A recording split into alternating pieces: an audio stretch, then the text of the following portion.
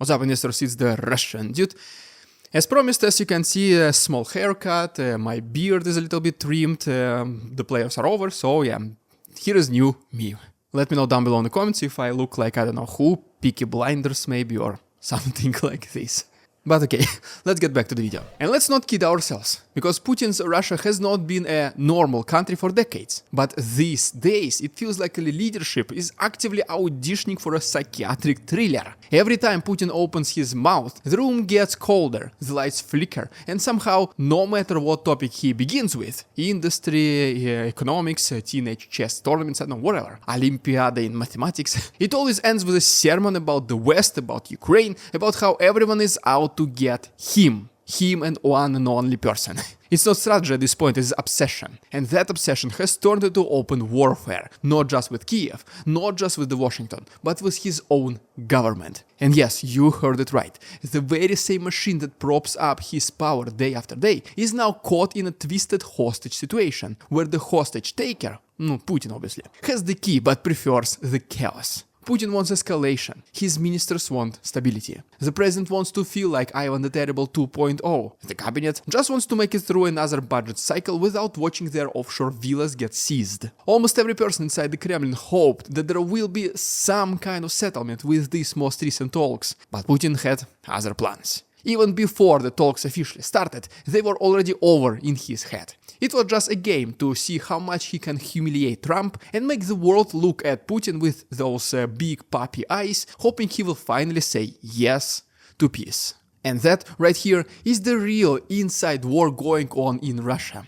Kremlin and Putin's path slowly divide, and they start making first steps in different directions. Because for a very long time, Putin tried to minimize his inner circle as much as possible, leaving only those people he can unconditionally trust. And now it looks like that this circle is slowly becoming so small, only one person will be able to fit. Guess who? Putin himself. This is not just a story of foreign policy gone rogue. This is a collapsing empire devouring itself in real time, and guys, we are here to witness it. Let's rewind the clock to the early days of the invasion, back when the Kremlin still pretended it had a plan. The so-called special military operation was supposed to be fast, clean, glorious. Well, we all know it already, it wasn't. Nothing near close to be resembling what Putin had in his mind. But while Putin fantasized about parades in Kiev, the real government, the economic bloc, the technocrats, the actual human calculators with spreadsheets for souls, they started doing what they do best: damage control. Basically cleaning up after Putin.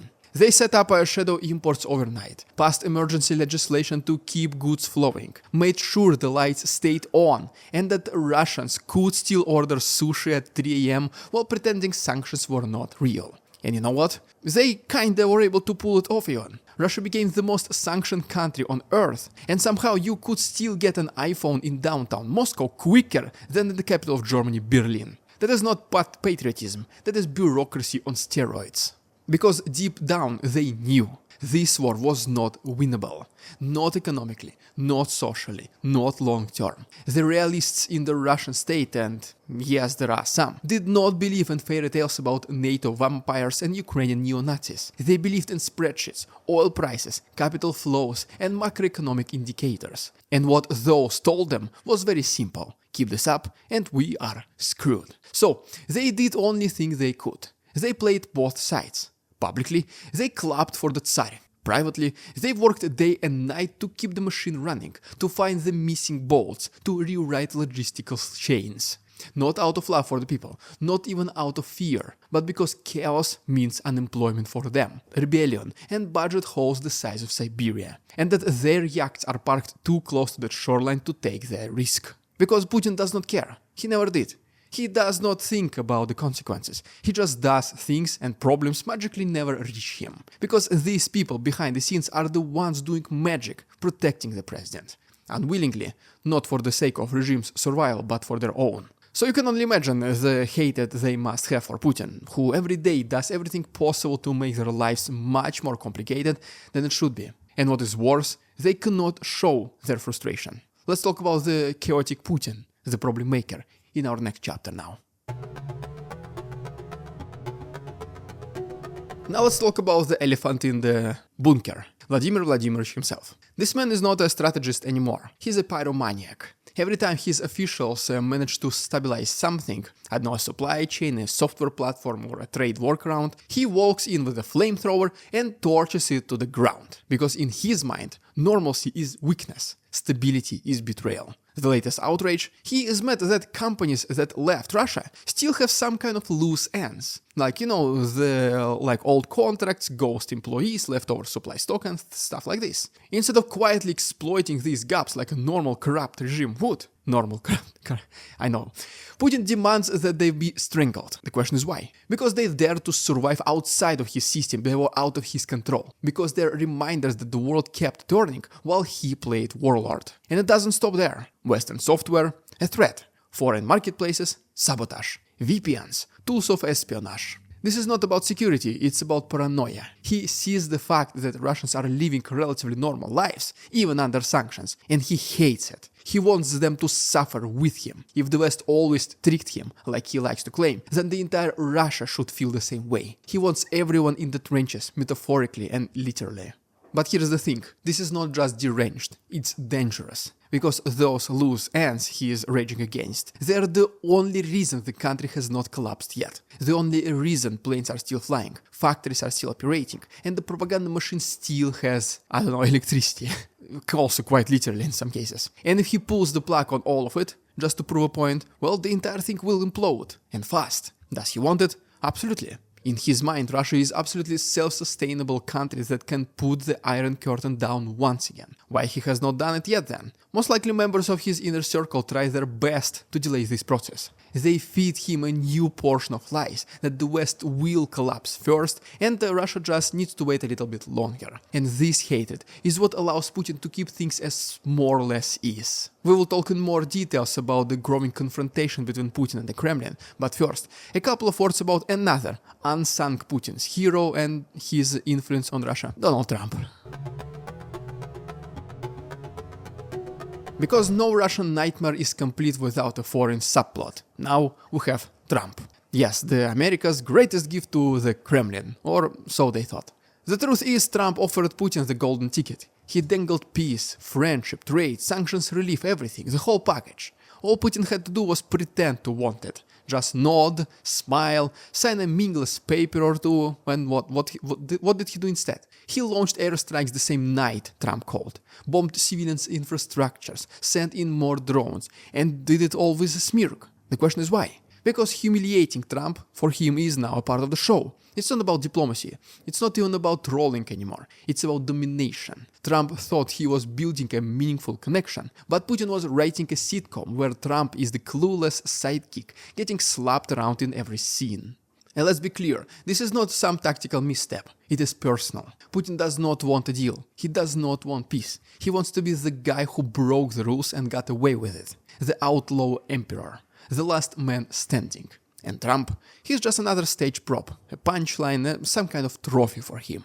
But here's the problem. When you publicly humiliate the only Western leader dumb enough to want peace with you, you do not just burn a bridge, you literally dynamite it, you blow it sky high. The moment Trump gets tired of the abuse, and trust me, he will, the consequences will be brutal. In fact, he already mentioned on his Truth social media that he thinks Putin is fooling with him, finally. So when all hell breaks loose, Congress will go nuclear, sanctions will tighten, and all those deals the Russian government hoped to cut behind Putin's back, all of them will be gone forever. In Putin's head, the probability of peace was never possible anyways, but the Kremlin slightly hoped that it will all become true. So they clinged to that possibility, and when Putin took away that last hope, they were not exactly very happy about it.